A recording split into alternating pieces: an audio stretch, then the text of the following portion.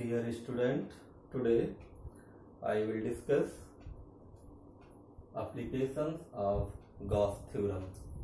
Gauss theorem के बारे में हम प्रीवियस लेक्चर में ही आपसे डिस्कस कर चुके हैं। उसकी डेरिवेशन भी हम डिस्कस कर चुके हैं और उसका प्रिंसिपल भी हम डिस्कस कर चुके हैं प्रीवियस लेक्चर में। तो गॉस थ्योरम का एप्लीकेशन को समझने से पहले आप प्रीवियस लेक्चर की जो हमारी वीडियो है गॉस थ्योरम की, उसको आप जरूर देखिएगा, तभी इसके एप्लीकेशंस आपको समझ में आएंगे जो है। ठीक है, तो हम अब डिस्कस करते हैं एप्लीकेशन ऑफ गॉस थ्योरम। तो इस गॉस थ्योरम का जो पहला एप्लीकेशन है तो ये है, फर्स्ट एप्लीकेशन जो है वो है इलेक्ट्रिक फील्ड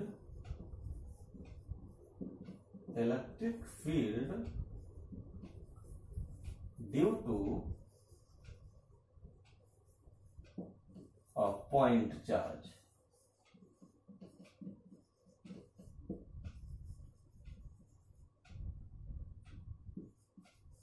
पॉइंट चार्ज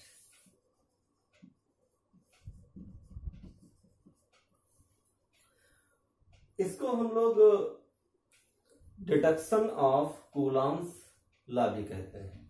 ठीक है, तो ये फर्स्ट एप्लीकेशन है गॉस थ्योरम का, और इसमें हम क्या करेंगे, इस एप्लीकेशन में गॉस थ्योरम को अप्लाई करके हम लोग इलेक्ट्रिक फील्ड कैलकुलेट करेंगे ड्यू टू पॉइंट चार्ज की वजह से जो है। ठीक, अब मान लेते हैं ये कोई आपकी स्फेरिकल सरफेस है। ठीक है, ये इसका सेंटर है, इस सेंटर से यहां पे कोई पॉइंट है और इस पे प्लस क्यू चार्ज रखा हुआ है सेंटर पे, और इस प्लस क्यू चार्ज की वजह से, यानी ये और यानी सेंटर है, सेंटर पे प्लस क्यू चार्ज रखा हुआ है, और इस प्लस क्यू चार्ज की वजह से यहां पे जो पॉइंट है P, इस P पॉइंट पे हमें इलेक्ट्रिक फील्ड कैलकुलेट करना है जो है। ठीक है, ये हमें कैलकुलेट करना है इस प्लस क्यू की वजह से जो है। तो यहां से यहां तक की डिस्टेंस हम स्मॉल r ले लेते हैं। ठीक है, अब इलेक्ट्रिक फील्ड की डायरेक्शन क्या होगी, ये इलेक्ट्रिक फील्ड की डायरेक्शन हो जाएगी आपकी। एरिया वेक्टर की भी डायरेक्शन क्या हो जाएगी, dA, एक ही डायरेक्शन में हो जाएंगे जो एरिया वेक्टर की डायरेक्शन जो। ठीक, तो इसमें हम क्या लिखेंगे, पहले लिखेंगे let us consider a spherical surface of point charge plus q placed on the center of the surface। ठीक है, अब ये जो आपका है इस प्लस क्यू के चारों तरफ ये जो सरफेस आपका स्फेरिकल सरफेस जो है, इसको हम लोग गॉसियन सरफेस भी बोलते हैं। गॉसियन सरफेस का मतलब ये हुआ कि जहां पर इलेक्ट्रिक फील्ड बराबर होनी चाहिए, इक्वल होनी चाहिए। देखिए जरा, यहां पर जितनी इलेक्ट्रिक फील्ड होगी उतनी यहां पर इलेक्ट्रिक फील्ड होगी, इतनी यहां पर, तो ये एक आपका एक गॉसियन सरफेस बन गया जो है। ठीक है, तो पहले हम लोग इसमें क्या लिखेंगे, let us consider a Gaussian surface a plus Q charge placed at point O, the electric field calculated at point P, यानी P पॉइंट पे आपको इलेक्ट्रिक फील्ड कैलकुलेट करना है जो है। ठीक, तो पहले हम इसमें क्या अप्लाई करेंगे, इलेक्ट्रिक फ्लक्स का फार्मूला। इलेक्ट्रिक फ्लक्स का फार्मूला क्या होता है, phi E is equal to integration E dot dA। ठीक है, अब इसकी जगह E डॉट dA की जगह हम लोग क्या लिख सकते हैं, E dA cos थीटा। तो ये आ जाएगा आपका E dA cos थीटा। सभी लोग जानते हैं E डॉट dA वही स्केलर प्रोडक्ट है, A dot B equal to AB cos theta, तो E dot dA equal to E dA cos theta. अब ये थीटा देखिए दोनों के बीच में क्या होगा, क्योंकि दोनों की डायरेक्शन क्या है, सेम है। एरिया वेक्टर की भी डायरेक्शन यही है और इलेक्ट्रिक फील्ड की भी डायरेक्शन वही है, तो दोनों के बीच में एंगल कितना हो जाएगा, 0 हो जाएगा, यानी थीटा इक्वल टू 0। ठीक है, और जब थीटा आपका 0 हो जाएगा तो यहां पे 0 पुट करिए जरा, तो phi E equal to integration, ये क्या हो जाएगा, ई डी ए कॉस 0, और cos 0 की वैल्यू क्या होती है 1, तो ये आपके पास आ जाएगा phi E is equal to integration E D A, ये आ गया आपका। अब इसको इंटीग्रेट कर लेते हैं, तो ये हो जाएगा फाई ई इक्वल टू, ई बाहर ले लीजिए, इंटीग्रेशन डी ए, ठीक है। अब इसकी वैल्यू क्या हो जाएगी, होल सरफेस एरिया, यानी कैपिटल ए आपका ये होल सरफेस एरिया आ जाएगा यहाँ पे जो है, ठीक है। तो इसकी वैल्यू हम लोग पुट कर देंगे, होल सरफेस एरिया की वैल्यू पुट कर देंगे। तो होल सरफेस एरिया की वैल्यू पुट करिए, और पुट करने के बाद हम लोग ई की वैल्यू फाइंड आउट करना है, वो वैल्यू हम लोग कैलकुलेट कर लेंगे जो है। तो जरा देखते हैं, तो phi E is equal to क्या हो जाएगा, ई, और ये वैल्यू आ जाएगी कैपिटल ए, इसकी वैल्यू हमारे पास निकल के आ जाएगी कैपिटल ए, पूरे स्फेरिकल सरफेस का एरिया। और स्पेयर का एरिया होता क्या है, 4 पाई आर स्क्वायर, तो यहाँ पे 4 पाई आर स्क्वायर रख दीजिए, तो ई इक्वल टू क्या हो जाएगा, phi E equal to 4 pi are square. ये हमारे पास फाई ई यानी इलेक्ट्रिक फ्लक्स की वैल्यू आ गई जो है। इसको इक्वेशन नंबर फर्स्ट डाल लीजिए जो है, ठीक। अब क्या लिखेंगे, according to the Gauss theorem, यानी according to the Gauss theorem, और गॉस थ्योरम क्या होती है, phi E is equal to Q upon epsilon naught. Equation number second, ये भी आपकी इलेक्ट्रिक फ्लक्स की वैल्यू है, ये भी आपकी इलेक्ट्रिक फ्लक्स की वैल्यू है, तो दोनों को क्या कर देते हैं, इक्वल कर देते हैं। तो लिखेंगे from equation first and second,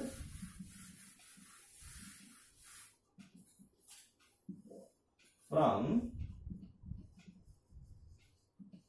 equation first and second we have, क्या आ जाएगा हमारे पास, E 4 pi are square into, ये वाली वैल्यू रख देंगे, और क्यू अपॉन एप्सिलॉन नॉट, ठीक है। अब ई की वैल्यू फाइंड आउट कर लीजिए, ई इक्वल टू, ये 4 pi are square, 4 pi are square इधर आ जाएगा, यानी 4 pi are square Q upon epsilon naught. यही आपको कैलकुलेट करना था, यानी electric field due to a point charge. और याद करिए, हमने आपको पिछले चैप्टर में इलेक्ट्रोस्टैटिक फर्स्ट में intensity of electric field due to a point charge की वजह से जब कैलकुलेट कराया था, तो यही वैल्यू आपके पास निकल के आई थी। इसको जरा एप्सिलॉन इधर कर दीजिए, तो ये हो जाएगा 1/4 pi epsilon naught q upon r square, ठीक है। यही वैल्यू आपकी इलेक्ट्रिक फील्ड आ जाएगी due to the point charge की वजह से। याद करिए, हमने इलेक्ट्रोस्टैटिक फर्स्ट में जब कैलकुलेट किया था पॉइंट चार्ज की वजह से, तब भी आपकी इंटेंसिटी ऑफ इलेक्ट्रिक फील्ड यही आई थी। और यहाँ पे हम लोग गॉस थ्योरम को अप्लाई करते हैं, ये गॉस थ्योरम को अप्लाई करके इलेक्ट्रिक फील्ड निकाला है, तो ये हमारे पास क्या आ गई, electric field due to a point charge की वजह से आ गई, ठीक है। अब यहाँ पे जरा दूसरी हेडिंग आ जाती है, कभी कभार इसी को चेंज करेगा, deduction of Coulomb's law with the help of Gauss theorem, यानी गॉस थ्योरम से आपको कूलॉम्स लॉ कैसे आप जो है डिडक्ट करेंगे जो है, तो जरा उसको भी हम बता देते हैं आपको। तो देखिएगा, अब यहाँ पे देखिएगा इंटेंसिटी ऑफ इलेक्ट्रिक फील्ड तो आपके पास कैपिटल ई की वैल्यू आ ही गई है। अब फार्मूला एफ का क्या होता है, एफ इक्वल टू, याद करो, क्यू नॉट इंटू ई, यानी याद करो जब हमने फार्मूला आपको बताया था इंटेंसिटी ऑफ इलेक्ट्रिक फील्ड क्या होता है, F upon Q not, the ratio of force upon discharge, यानी एफ इक्वल टू क्या आ जाएगा, तो क्यू नॉट इंटू ई। ई की वैल्यू क्या आई हुई है, ये पुट कर दीजिए, तो आपके पास एफ की वैल्यू निकल के आ जाएगी 1/4 pi epsilon naught q naught upon r square. ये आपका आपका कूलॉम्स लॉ का शायद यही फार्मूला भी होता है। 1/4 Q1 Q2, Q1 की जगह पे क्या रखेंगे Q, Q2 की जगह पे क्या रखेंगे Q0। तो ये आपका कूलॉम्स लॉ भी इसी से गॉस थ्योरम से आप इसको डिफाइन कर सकते हैं जो है। तो ये फर्स्ट एप्लीकेशन था गॉस थ्योरम का। क्या था first application? Electric field due to a point charge. ठीक है, अब हम लोग सेकंड इसके एप्लीकेशंस के बारे में डिस्कस करते हैं। वो क्या? Electric field due to an infinite line of charge.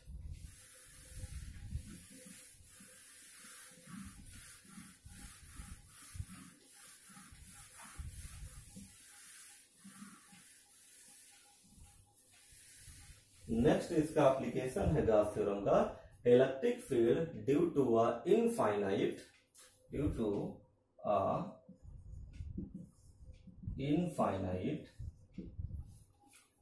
Line of charge. इसको हम लोग infinite length of wire charge भी बोलते हैं, इनफाइनाइट लाइन ऑफ चार्ज भी। ये आपका सेकेंड इसका एप्लीकेशन आपका है।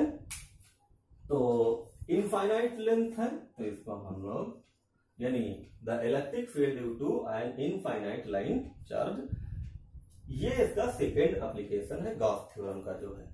तो इसका मतलब क्या है? जरा इलेक्ट्रिक फील्ड हम लोग यहां पर भी कैलकुलेट करेंगे, और कैसे कैलकुलेट करेंगे जरा देखिए। जैसे ये कोई इनफाइनाइट लेंथ का वायर है, इनफाइनाइट लेंथ का, और इस इनफाइनाइट लेंथ के वायर पे प्लस चार्ज है, प्लस चार्ज डिस्ट्रीब्यूट है।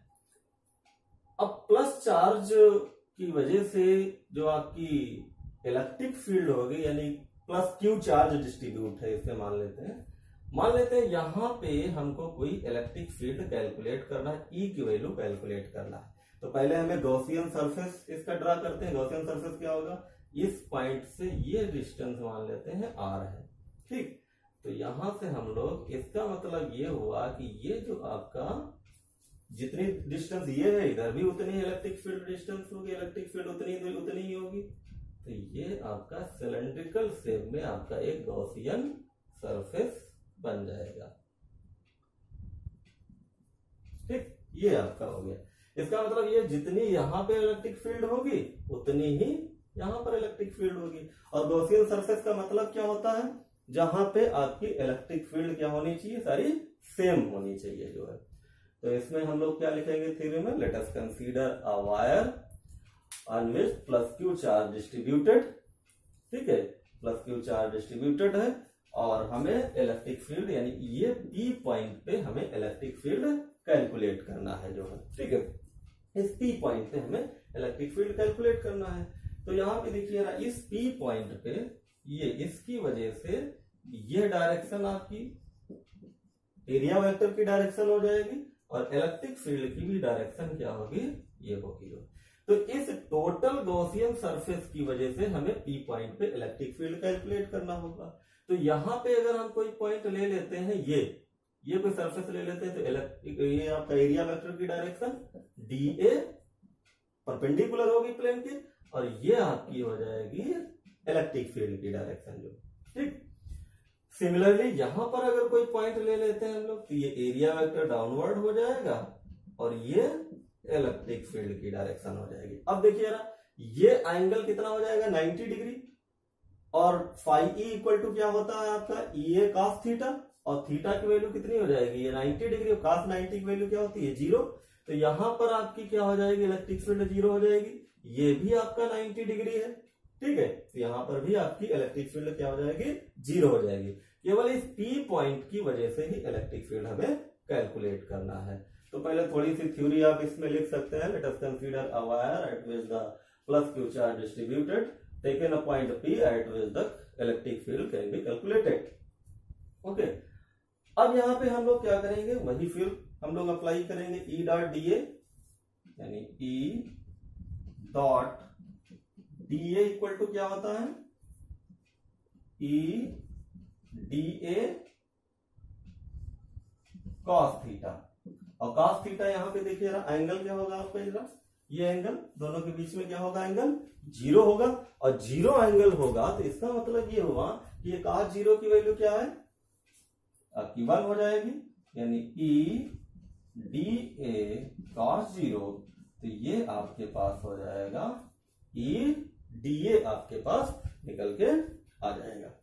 अब हमारे पास क्या कैलकुलेट करना है, इलेक्ट्रिक फ्लक्स।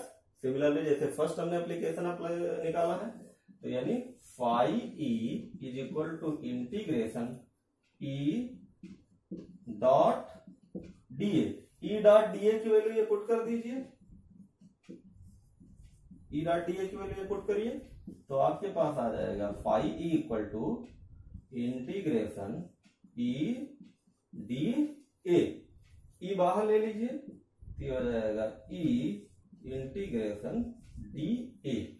अब यहां पे ये ई डी ए की वैल्यू क्या रखेंगे, ये सिलेंड्रिकल शेप में है, इसकी लेंथ आप क्या ले लीजिए, सिलेंड्रिकल शेप स्मॉल एल ले लीजिए, ठीक है। और ये सिलेंड्रिकल शेप है, आप मैथमेटिक्स में मेंसुरेशन चैप्टर में सिलेंडर का सरफेस एरिया आपने पढ़ा होगा, और सिलेंडर का जो सरफेस एरिया होता है 2 पाई आर एल, ये आपने पढ़ा होगा, जो है सरफेस एरिया जो है। तो यहाँ पे सरफेस एरिया कितना हो जाएगा, 2 पाई आर एल, यानी इसकी वजह पे हम लोग क्या पुट कर देंगे, 2 पाई आर एल, ठीक है।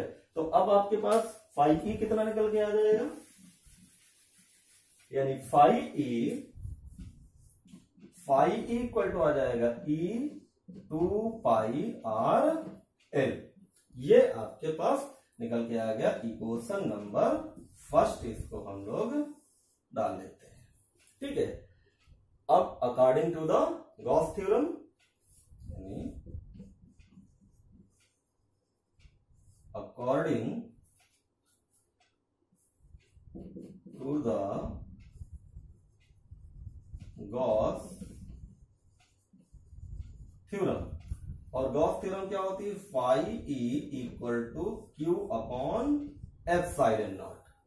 अब देखिए इस क्यू की वैल्यू हम कहां से निकालेंगे, जरा ध्यान दीजिए।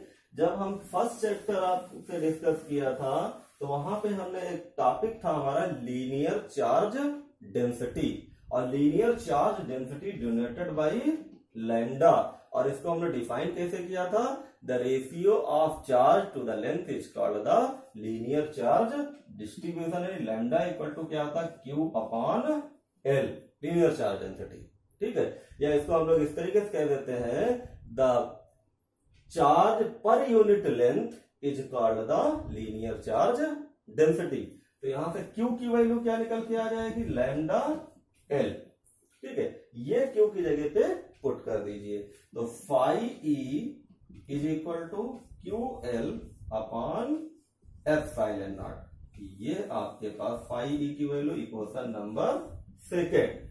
अब ये भी फाई की वैल्यू है, ये भी फाई की वैल्यू है, तो from equation first and second से हम लोग कैलकुलेट कर लेते हैं इलेक्ट्रिक फील्ड, यानी यहां पे लिखेंगे हम लोग from equation first and second we have, क्या आएगा यहां पे, ये दोनों को इक्वल कर दीजिए, यानी E 2 pi R L equal to Q L upon epsilon naught, ठीक है।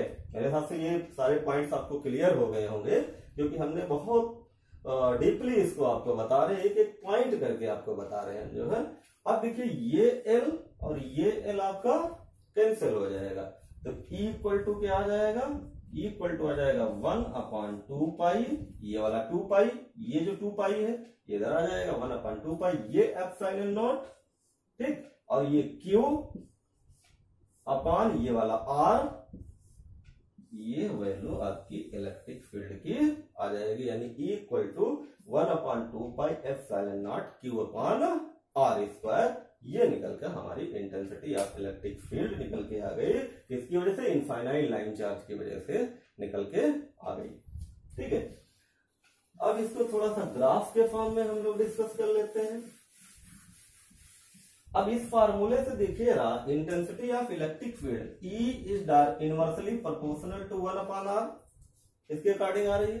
और जो पॉइंट चार्ज की वजह से इंटेंसिटी ऑफ इलेक्ट्रिक फील्ड क्या आई थी, is inversely proportional to 1/r²। यानी दोनों में डिफरेंस है, यहाँ पे r² आ रहा है और यहाँ पे r आ रहा है। तो इस पे हम E और R में ग्राफ कैसे शो कर सकते हैं, जरा देखिए। तो ग्राफ आपका क्या आ जाएगा, इस तरीके से ये ग्राफ, इधर आप R ले लीजिए और इधर आप E ले लीजिए। तो ये आपका इंटेंसिटी ऑफ इलेक्ट्रिक फील्ड और R के बीच में ग्राफ आ जाएगा। इसका मतलब ये हुआ कि R की वैल्यू जैसे जैसे इंक्रीज होती जाएगी, इंटेंसिटी ऑफ इलेक्ट्रिक फील्ड क्या होगी, डिक्रीज होती जाएगी, और R की वैल्यू जैसे जैसे डिक्रीज होती जाएगी, इंटेंसिटी ऑफ इलेक्ट्रिक फील्ड क्या होती जाएगी, इंक्रीज होती जाएगी। इस तरीके से हमने दो एप्लीकेशंस आपको बता दिया। और इसको जो फार्मूला हमारा आया था, E इक्वल टू क्या आया था, 1/2 पाई एप्सिलॉन नॉट Q/R। ठीक है, अब इसको आप वेक्टर फॉर्म में भी आप लिख सकते हो। तो वेक्टर फॉर्म में, क्योंकि ये इंटेंसिटी ऑफ इलेक्ट्रिक फील्ड क्या होती है, वेक्टर होती क्वांटिटी होती है, तो 2 pi epsilon not Q/R into R unit vector. Vector form में जब आप लिखेंगे तो यूनिट वेक्टर से मल्टीप्लाई कर देंगे जो। ठीक है, तो मेरे हिसाब से मैंने ग्राफ भी आपको बता दिया कि अब E और R कैसे रिलेटेड है, और ये आपका वेक्टर फॉर्म में ही हो गया जो। ठीक है, तो इस तरीके से हमने दो एप्लीकेशन आपके गॉस थ्योरम के यहाँ पे डिस्कस किया, और मेरे हिसाब से आपको समझ में आ गए होंगे दोनों एप्लीकेशन इस गॉस थ्योरम के। मेन एप्लीकेशन इसमें है क्या, हमें गॉस थ्योरम को अप्लाई करके इलेक्ट्रिक फील्ड कैलकुलेट करना है, ये समझ लीजिए। ठीक है, देखिए इसमें भी हमने गॉस थ्योरम को अप्लाई किया इलेक्ट्रिक फील्ड कैलकुलेट करने के लिए, और जो पहला एप्लीकेशन था उसमें भी हमने गॉस थ्योरम को अप्लाई करके और इलेक्ट्रिक फील्ड कैलकुलेट कर लिया। अभी इसके और 3-4 भी एप्लीकेशंस हैं, उनके बारे में भी हम लोग डिस्कस करेंगे। लेकिन ये वाला जो एप्लीकेशन है, ये एप्लीकेशन जो गॉस थ्योरम का है, ये कई बार एग्जाम्स में पूछा गया है आपको, यानी कि ये काफी इंपॉर्टेंट एप्लीकेशन गॉस थ्योरम का है। तो इसको बहुत डीपली आप देख लीजिएगा, बहुत डीपली इसको पढ़ लीजिएगा, फिर अगर कहीं पर डाउट हो तो आप दोबारा डिस्कस कर लीजिएगा, क्योंकि बहुत इंपॉर्टेंट है। कई बार ये एग्जाम्स में आपके पूछा गया है, और मेरे हिसाब से जितने भी हमने टॉपिक्स किए हैं वो समझ में आ गए होंगे, और ना समझ में आए हो तो हम लोग डिस्कस कर लेंगे। जो भी पॉइंट्स हैं आपके वो डिस्कस कर लीजिएगा उसमें जो है। ठीक है, तो आज इस लेक्चर में इतना ही, और नेक्स्ट हम कल फिर एक नया लेक्चर लेके आएंगे। लेकिन नया लेक्चर आप देखने से पहले आप पहले प्रीवियस जो लेक्चर है उसकी वीडियो जरूर देखिएगा, क्योंकि आपको न्यू लेक्चर की वीडियो तभी समझ में आपको टॉपिक आएगा जब आप प्रीवियस लेक्चर की वीडियो आप देख चुके होंगे। क्योंकि ये जितने भी टॉपिक हैं फिजिक्स की, ये एक दूसरे से जुड़े हुए हैं, यानी रिलेटेड हैं एक दूसरे से। तो अगर एक भी टॉपिक आपने छोड़ दिया तो अगले लेक्चर का आपको समझ में नहीं आएगा। तो सभी स्टूडेंट प्रीवियस लेक्चर्स की जो वीडियो है उनको देख लीजिएगा, उसके बाद आप नेक्स्ट लेक्चर की वीडियो देखिएगा। तो मेरे हिसाब से फिजिक्स आपको बहुत आसानी होगी समझने में, और जब आप फिजिक्स बहुत आसानी से समझ जाएंगे तो कोई दिक्कत नहीं होगी, न्यूमेरिकल्स वगैरह आप आसानी से सॉल्व कर लेंगे। तो आज इस लेक्चर में इतना ही। नेक्स्ट लेक्चर में हम न्यू एप्लीकेशन गॉस थ्योरम के लेके आएंगे। तो okay, thank you my dear student. Okay.